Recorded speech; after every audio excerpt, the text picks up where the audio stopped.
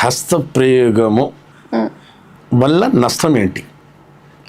మగవాళ్ళల్లో అంగస్తంభన సమస్య చుట్టుముడుతుంది. సైజు ఆకారం రెండు మారుతాయి. ఓకే, నేను లాస్ట్ టైం కూడా చెప్పాను, ఇప్పుడు కూడా చెప్తున్నాను. యోని అంగం కోసం దేవుడు సూటబుల్ ప్లేస్ అది, అక్కడ అన్ని సమకూర్చాడు. మనం దానికి వ్యతిరేకంగా వెళ్ళేసి, ప్రకృతికి వ్యతిరేకంగా వెళ్ళేసి ఈ హస్తం, ఈ చర్మం, ఒక ఎగ్జాంపుల్ ఇస్తానమ్మా. అన్నం కూర ఉడికిన తర్వాత అది చల్లారిన తర్వాత మనం చెంచా తీసి గంటేసి తీస్తాం కదా, అన్నమైన కూర అయినా. దాని బదులు ఆ గిన్నెలో చెయ్యి వేసాయి, అన్నమైన కూరగైనా ఒక్కసారి కలిపి ఇలా తీసాయి, అన్నం సాయంత్రం వరకు పాసిపోతుంది.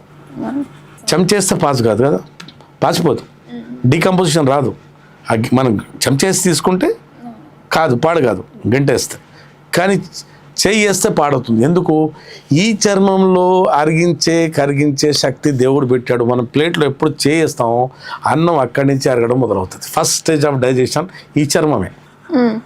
అట్లాంటి ఈ చర్మంతో మనం అంగానికి తరచుగా రాపిడి చేస్తే ఏమవుతుందంటే ఈ ఆకారం మొత్తం పాడైపోతుంది. ఈ భాగం సెన్సిటివ్గా మారుతుంది, అంగం సన్నగైపోతుంది. దీని లోపల ఉన్న ఆర్టరీస్, వెయిన్స్ కుచించుకుపోతాయి.